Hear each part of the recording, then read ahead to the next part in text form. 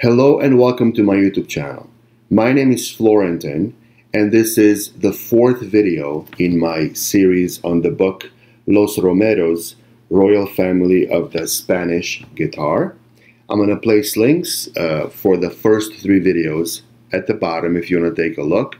I made videos on the introduction, part 1 and part 2, and today's video is on part 3 titled Profiles. I'm also going to place an Amazon link for this book, just in case some of you want to read along with me. I'm about halfway through. It's taken me a while because I'm reading other books as well and doing a whole bunch of recording and other things. But I'm about halfway through. And now this year, the Romeros actually celebrated 60 years of wonderful music making. So this year they had their 60th anniversary as an ensemble. So it's quite fitting that I would read this book this year. Hope that you're able to follow along and maybe read your own version and share thoughts with me at the bottom if you want. Now, the previous section in the book ended with this great picture of the man who started it all, the father. His name is Celedonio. And the text at the bottom of that picture says, "The saga of the Romeros is essentially the story of one man, Celedonio, a truly inspired and inspiring poet of the guitar." And now the author shifts the focus of the book on writing about each individual member of the ensemble and focusing not so much on the similarities between them, but on the differences between them. And at the very beginning of chapter 9, he provides a quote from the Music of the West magazine, which says, "Each of them possesses a different technique and a highly individual approach to the guitar." So even though they grew up together, they were taught together, they developed into great musicians that had many similarities, but also many differences amongst each other. So the first section here, chapter 9, is dedicated to the father and the mother, Celedonio and Angelita, and the subtitle is "The Poet and His Muse." So Celedonio is seen very much like a very poetic person, you know, like a poet, and there's a short poem here that's provided that Celedonio used to read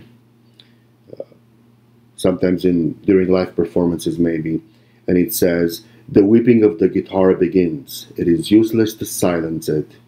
It is impossible to silence it."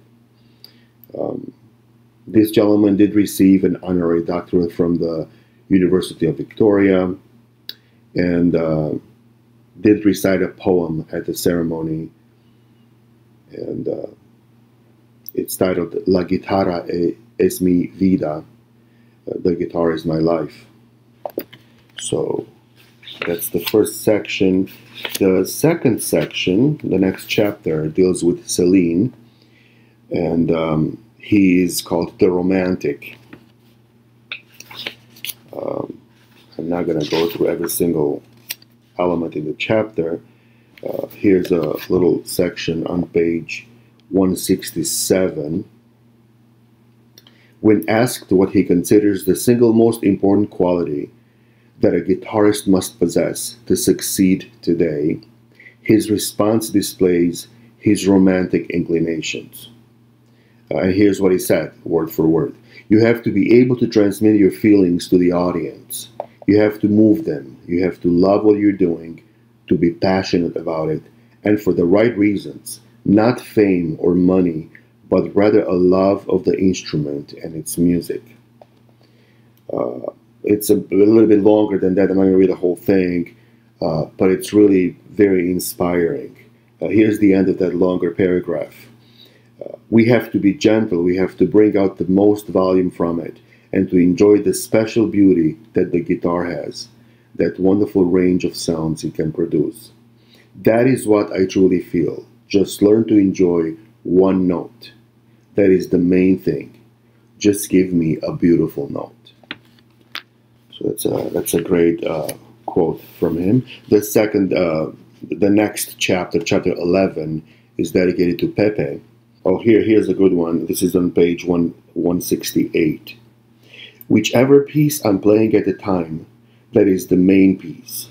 And whether it is in Carnegie Hall or whether it is in my own living room, it's the same. It's a great quote there.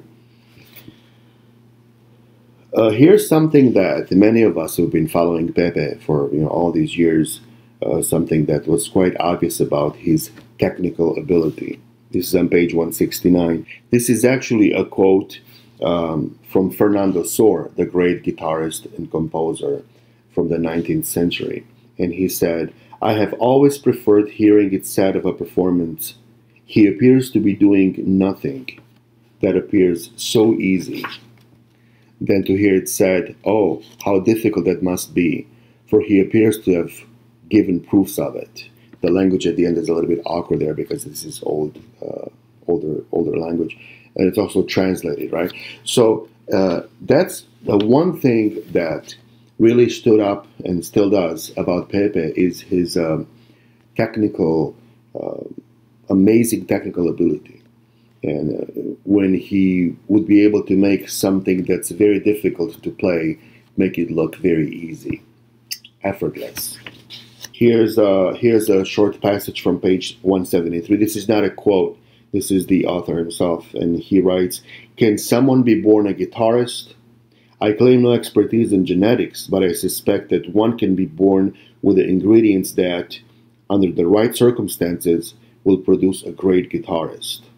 Had Pepe been forced to work in a coal mine at age 10, no want of natural talent would probably have saved him. But without an innate gift, no environment would produce a Pepe Romero." Here's a central sentence of the entire chapter about Pepe. Here's on page 174. Pepe's entire philosophy of music could be summed up in a single word: love. And he means love for the music, love for the audience you play it for, so on and so forth. And towards the end of this chapter, this is an interview from 1983. Pepe says, "I think the main ingredient for a successful performance is a lot of love for the music. The music must become an expression of your own inner self.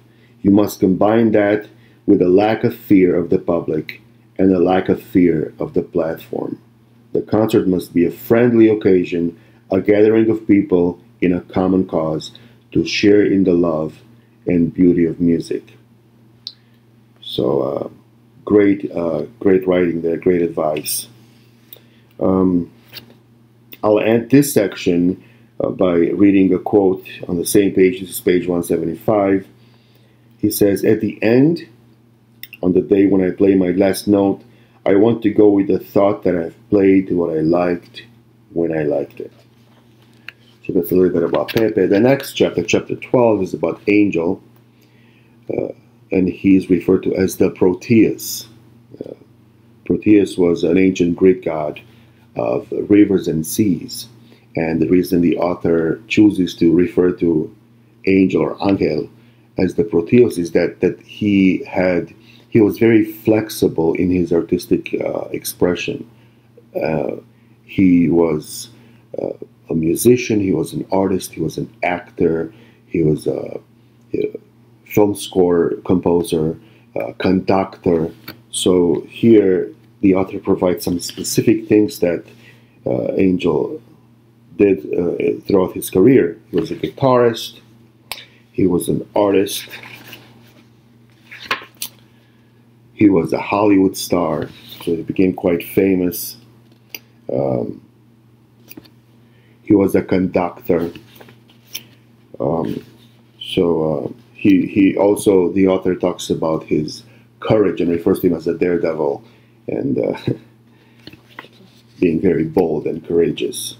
And that brings me to the end of this section. Part 4 is titled Legacy, and I'm going to get to that in a few weeks. So this is part 3, the 4th video in the series, in which the author refers in great detail to each individual member of the Romeros. Now, before I close this video, I highly encourage you to go listen to some music or watch some videos of the Romeros And those are easily found on YouTube or Google. Just type Los Romeros or Pepe, P-E-P-E, Romero, or just Romero's guitar. And I promise you it's going to be worth your time. There's also a video that the family produced this year to celebrate their 60th anniversary. If I don't forget, if I get a chance, I'll place a link of that at the bottom as well if you want to take a look. So that's today's video, my fourth installment on the book Los Romeros, Royal Family of the Spanish Guitar.